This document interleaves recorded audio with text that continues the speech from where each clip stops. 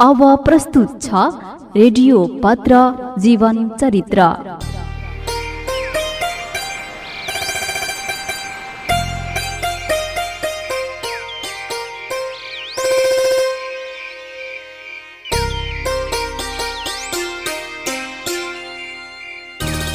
प्रस्तुत छ लेखक वेद प्रसाद कणेल युवराजज्यूले लेख्नु भएको कथा पश्चाताप। माया गर्नु दोषी भए दिउँसो साथीहरूसँग घरबाट बाहिर निस्किएको राजीव घर फर्किँदा झमक्क भइसकेको थियो। घरमा राजीवलाई आमाले खाना कुरेर बसिरहेकी थिइन्। राजीवलाई त्यति खाना खाने मन त थिएन, तर आफूले नखाए आमाले पनि खाना नखाने हुँदा मन नभए पनि राजीव भान्सामा जान्छ। आमासँगै बसेर राजीवले थोरै भए पनि खाना खान्छ र सुत्ने कोठामा जान्छ।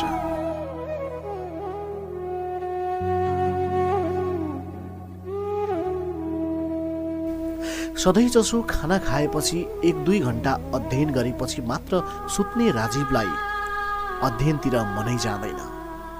राजीव बिस्तारामा पल्टिन्छ, निदाउन खुबै प्रयास गर्छ,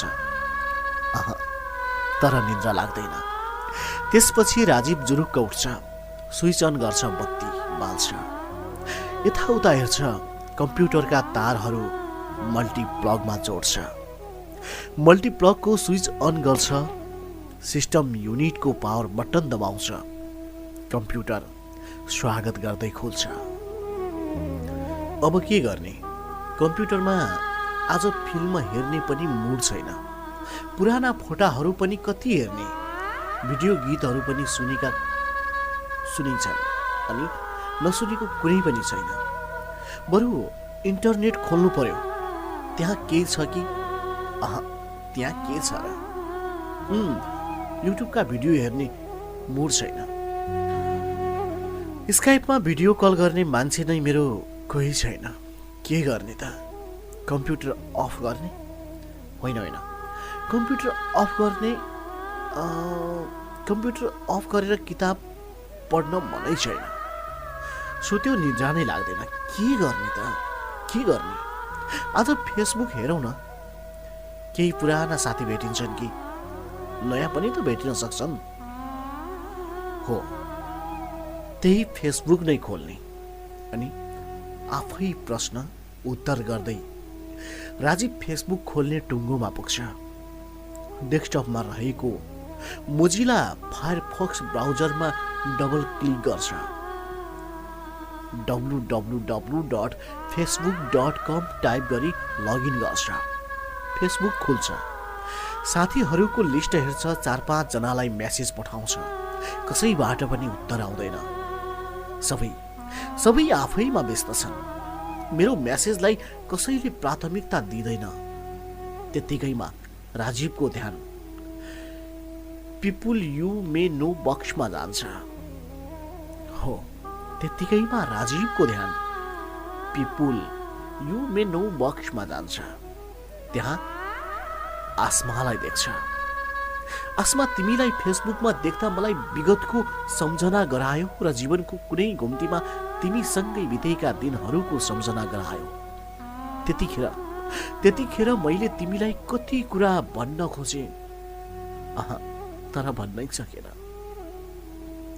केही कुरा भन्छु भने, तर तिमीले कति कर लगाउँदा पनि मैले भन्दै भनेन। सायद त्यो नै मेरो गल्ती थियो भन्दै एक्लै बरबराउन थाल्छ। राजीवको शरीर काँपिरहेको हुन्छ। राजीवले आसमासँग कुरा गरिरहेको ठान्छ। उसले आफू एक्लै भएको कुरा बिर्सिन्छ।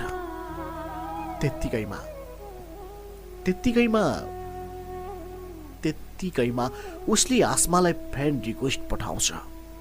आसमा अनलाइन आउँछ र फ्रेन्ड रिक्वेस्टलाई एक्सेप्ट गर्छ। अनि म उसैसँग च्याट गर्छु भने राजीव अनलाइनमै प्रतीक्षा गर्छ।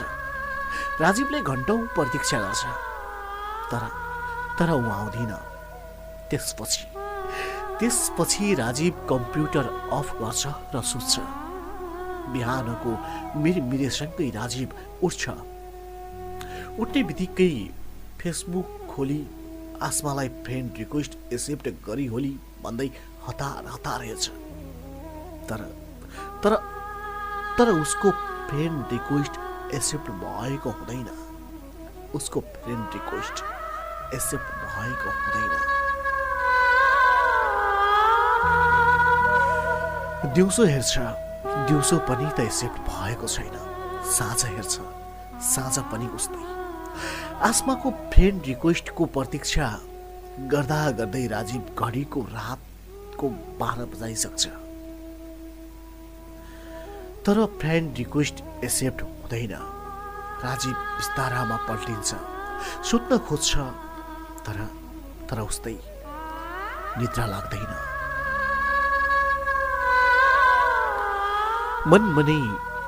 मनमनै राजीवले भन्छ, आसमा अनलाइनमै नआएर हो नत्र मेरो रिक्वेस्ट किन एक्सेप्ट गर्दिनथिर भनी चित्त बुझाउँछ। दिनहरू बित्दै जान्छन्, तर राजीवको रिक्वेस्ट आसमाले एक्सेप्ट नै गर्दिन। धेरै दिनपछि राजीवले आफ्नै साथीसँग आसमाले च्याट गरेको देख्छ। त्यसपछि राजीवले आसमालाई पठाएको फ्रेन्ड रिक्वेस्ट आफैले क्यान्सल गर्छ। समय बित्दै जान्छ। आसमाको बिहे हुन्छ। आसमाका बिहेका फोटाहरू फेसबुकमै अपलोड हुन्छन्। राजीवले फेसबुकबाटै आसमाको बिहे भएको थाहा पाउँछ। के गर्नु, आसमाले फ्रेन्ड रिक्वेस्ट एक्सेप्ट नै गरिन, नत्र म फेसबुकबाटै आसमालाई बिहेको शुभकामना दिन्थे, वैवाहिक जीवनको सफलताको कामना गर्थे भन्छ। तर सुन्ने कोही हुँदैन। कोठामा राजीव एक्लै हुन्छ।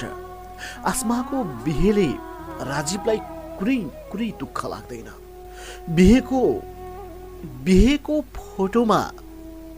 बिहेको फोटोमा मुस्कुराएकी आसमालाई देखेर आफै एक्लै मुस्कुराउँछ। एक दिन राजीवले फेसबुकमै बस दुर्घटनाको दृश्य देख्छ।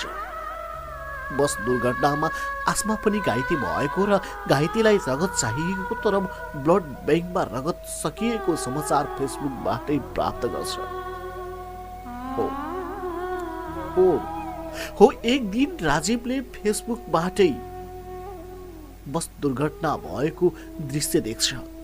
बस दुर्घटनामा आसमा पनि घाइते भएको र घाइतेलाई रगत चाहिएको तर ब्लड ब्याङ्कमा रगत सकिएको समाचार उसले फेसबुकबाटै प्राप्त गर्छ। राजीव आसमालाई भर्ना गरिएको अस्पताल पुग्छ। रगत दिन्छ। डाक्टरले राजीवलाई पैसा दिन्छ, तर राजीवले आफूले पैसाको लागि रगत नदिएको र आफ्नो रगतको कुनै मूल्य नभएको बताउँदै पैसा अस्वीकार गर्छ। तपाईँ सुनिरहनु भएको छ कथा जस्तै एउटा जीवन अनि जीवन जस्तै लाग्ने एउटा कथा, रेडियो पत्र जीवन चरित्र। धनगढीबाट दिनेश एफएम 93.8 मेगाहर्ज र लम्कीबाट रेडियो जनता एफएम 89.1 मेगाहर्ज मार्फत संसारैभरि। राजीवको रगतले आसमा स्वस्थ भएर घर फर्किन्छे। केही समयपछि आसमा बिरामी पर्छे र अस्पताल भर्ना हुन्छे।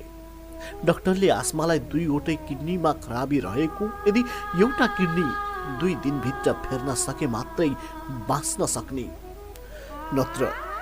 नत्र बाँच्नै नसक्ने रिपोर्ट दिन्छ।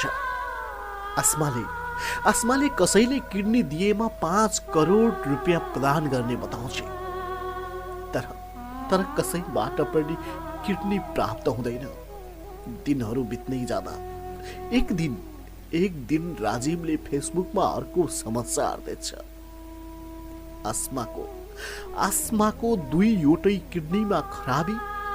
आसमाले 5 करोड दिँदा पनि एउटा किडनी पाइनन्। 12 घण्टाभित्र किडनी प्राप्त नभई आसमाको मृत्यु हुने। राजीवले यही समाचार देख्छ फेसबुकमा। यस्तो देख्ने बित्तिकै राजीव हतार हतार अस्पताल पुग्छ र आस्माको लागि आफूले किडनी दिने बताउँछ। राजीवले किडनी दिन्छ। डाक्टरले राजीवलाई 5 करोड रुपियाँ दिन्छ।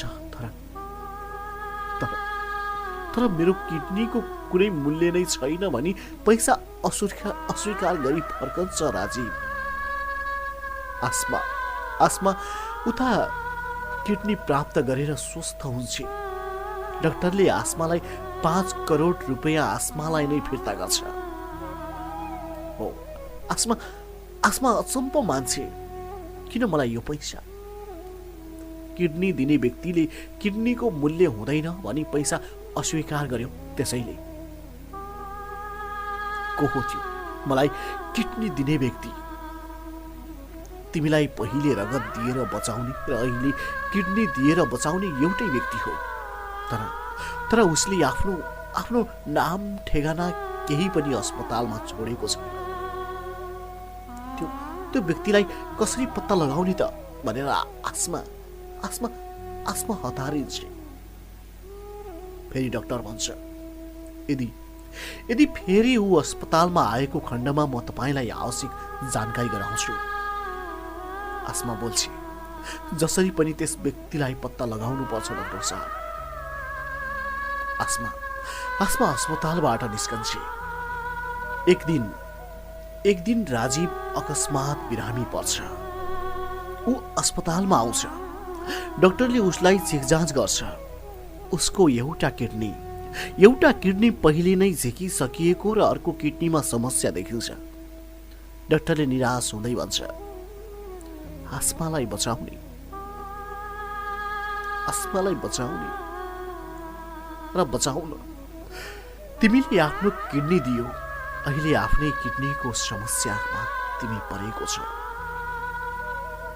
हो बाबु, आस्मालाई बचाउन तिमीले आफ्नो किडनी दियो। अहिले आफै किडनीको समस्याले मर्दैछौ। आखिर आस्मा तिम्रो को हो? नाताले ऊ मेरो कोही पनि होइन, तर ऊ मैले माया गर्ने मान्छे हो डाक्टर साहब, मैले माया गर्ने मान्छे। फेरि डाक्टर निराश हुँदै बोल्छ, 2 घण्टाभित्र तिमीले किडनी फेरेनौ भने तिमी मर्छौ बाबु। आस्मा आफूलाई रगत दिएर बचाउने, किडनी दिएर बचाउने मान्छेको खोजीमा छिन्। उनी तिमीलाई भेट्न चाहन्छे। आस्माले किडनीको खोजीमा सहयोग पनि गर्न सक्छिन्। उनी धनी छिन्। पैसाले किडनी किन्न पनि सकिँदैन। आस्मालाई यो कुरा थाहा दिन्छु भनी डाक्टरले टेलिफोनतिर हात लम्काउँछ। राजीवले डाक्टरलाई रोकेर, सबै कुरा पैसाले पाइँदैन डाक्टर साहब। आस्माले 2 दिनसम्म नपाएको किडनी मैले 2 घण्टामा अवश्य पाउँदिन। हो डाक्टर साहब, आस्माले करोडौं पैसा दिन्छु भनेर घोषणा गर्दा पनि 2 दिनसम्म नपाएको किडनी मैले 2 घण्टामा अवश्य पाउँदिन डाक्टर साहब। म बाँच्नु पनि चाहेको छैन। के को लागि बाँच्ने? कसको लागि बाँच्ने? कसको लागि बाँच्ने? अनि के गर्नका लागि बाँच्ने डाक्टर साहब? म के गर्नका लागि बाँच्ने? बाँच्नुको म बाँच्नुको कुनै सार छैन डाक्टर साहब।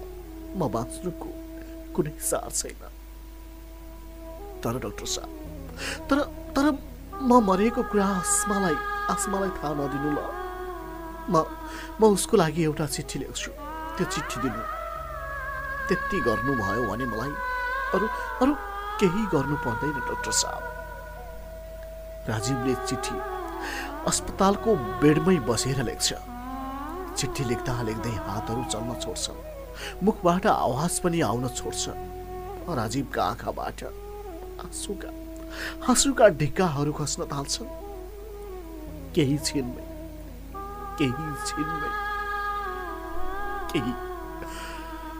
छिनमै राजीवको हातबाट चिठी र कलम खस्छ। अनि राजी बेडमै पल्टिन्छ। ठुलो ठुलो हेरेर बसेको डाक्टरले राजीवलाई सम्हाउँछ, उठाउन खोज्छ, तर राजीव कहिल्यै नउठ्ने गरी सधैँका लागि पल्टिसकेको हुन्छ। कहीं मिलन कहीं बिछोड कहीं संसारबाट बिदा लिइसकेको हुन्छ। डाक्टरले राजीवले लेख्दै गरेको चिठी सुरक्षित रूपमा आफ्नो दराजमा राख्छ। केही छिनमै केही मान्छेहरू आएर राजीवको लासलाई उठाएर अस्पतालबाट लगी अन्त्येष्टि गर्छन्। हप्ता दिनपछि डाक्टरले आस्मालाई फोन गरेर बताउँछ आस्मा अस्पताल आउँछ। डाक्टरले राजीवको अनुरोधलाई स्वीकार्दै आस्मालाई राजीव मरेको कुरा थाहा दिँदैन, तर आस्मालाई दिनु भनेको पत्र आस्मालाई थमाउँछ। आस्मा पत्रलाई ब्यागमा राखेर घरमा आउँछ। उत्सुकता साथ पत्र खोलेर हेर्दा पत्रमा देख्छ, आस्मा, तिमीसँग जीवनको कुनै मोडमा भेट भयो। केही समयमै हाम्रो जीवनको गोरेटो दोबाटो भई छुट्टियो, तर तिम्रो माया मबाट कहिल्यै छुट्टिन सकेन। धेरै समयपछि मैले तिमीलाई फेसबुकमा देखेँ, तुरुन्तै फ्रेन्ड रिक्वेस्ट पठाएँ, तर तिमीले मलाई यति घटिया सोच्यौ कि मेरो फ्रेन्ड रिक्वेस्ट नै एक्सेप्ट गरिनौ। तिमीले घृणा नै गरे पनि मैले भने तिमीलाई माया नै गरिरहेँ। त्यही कारणले गर्दा तिमी रगत अभावमा मर्दैछौ भन्ने थाहा पाएर अस्पतालमा रगत दिन पुगे। तिमी किडनीको अभावमा मर्दैछौ भन्ने थाहा पाएर अस्पतालमा किडनी दिन पुगे। म त्यही राजीव हुँ जसले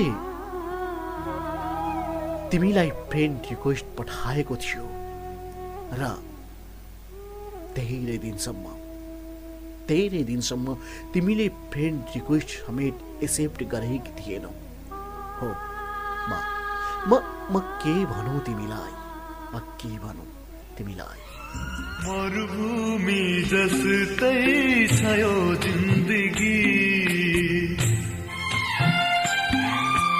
आँधीहुरी जस्तै छ यो जिन्दगी। आस्मा रुँदै कराउन थाल्छ, राजी, मलाई माफ गर राजी। ममा धनको घमण्ड थियो, रूपको घमण्ड थियो, त्यो सबै क्षणिक रहेछ। बल्ल थाहा पाए राजी, दिन ढल्केपछि, समय गएपछि, गोरेटो छुट्टिएपछि अनि जवानी ढल्केपछि आफूलाई सम्हाल्दै आस्माले फेसबुक खोल्छ, राजीवलाई फेसबुकमा सर्च गर्छ। आस्माले खोजेको राजीवको फोटो फेसबुकमा देख्छ, तर आस्माले तुरुन्तै राजीवलाई फ्रेन्ड रिक्वेस्ट पठाउँछ। फ्रेन्ड रिक्वेस्ट यतिखेर अनि कतिखेर एक्सेप्ट हुन्छ भनेर प्रतीक्षा गर्छ। दिनहरू बित्दै जान्छन्, रातहरू बित्दै जान्छन्, समय बित्दै जान्छ। आस्मा प्रतीक्षामा नै हुन्छ, तर कहिल्यै पनि आस्माको फ्रेन्ड रिक्वेस्ट राजीवबाट अब एक्सेप्ट हुनै सक्दैन। तिम्रो साथ के छुट्यो, जिन्दगी नै ओझल पर्यो। आदरणीय श्रोतावृन्द, कार्यक्रम जीवन चरित्र सुनिरहनु भएको थियो।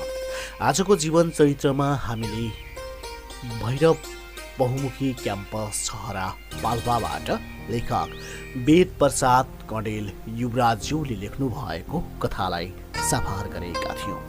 तपाईँलाई आजको जीवन चरित्र कस्तो लाग्यो अनि आजको जीवन चरित्रप्रति तपाईँका कुनै सल्लाह सुझाव या प्रतिक्रिया छन् भने र लेखक वेद प्रसाद कणेलज्यूले जस्तै तपाईँले पनि कथा लेख्नु भएको छ भने अनि तपाईँको त्यो कथा हामीलाई पठाएर यसै गरी संसारैभरि बाँड्न चाहनुहुन्छ भने तपाईँले आफ्नो कथा हामीलाई लेखेर पठाउन सक्नुहुन्छ, जसको लागि तपाईँको कथा आइपुग्ने ठेगाना कार्यक्रम जीवन चरित्र, सुदूरपश्चिमको आवाज, दिनेश FM 93.8 मेगाहर्ज, धनगढी 4, उत्तर भेडी, कैलाली।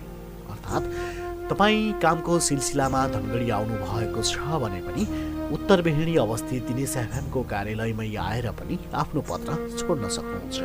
अनि तपाईँ इन्टरनेटको पहुँचमा हुनुहुन्छ भने हामीलाई तपाईँको कथा मेल गर्न सक्नुहुन्छ, जसको लागि तपाईँको मेल आउने ठेगाना rj.chandra93.8@gmail.com। यही मेल आइडीमा तपाईँ आफ्नो कथालाई लेखेर पठाउन सक्नुहुन्छ भन्दै आजलाई भने कार्यक्रम जीवन चरित्रको यो श्रृङ्खलाबाट विदाईका हातहरू हल्लाउने अनुमति माग्दछु।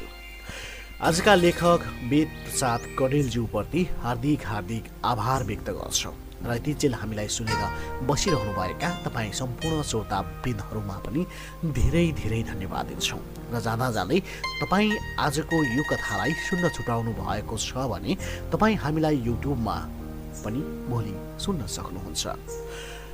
हामीलाई युट्युबमा जीवन चरित्र सर्च गरेर अर्थात् सुदूर times online TV YouTube channel मार्फत पनि हामीलाई भोलि सुन्न सक्नुहुन्छ भन्दै आजलाई जीवन चरित्रको यो श्रृङ्खलाबाट विदाईका हातहरू हल्लाउँछु। तपाईँको यो साता शुभ रहोस्। नमस्कार, शुभरात्रि।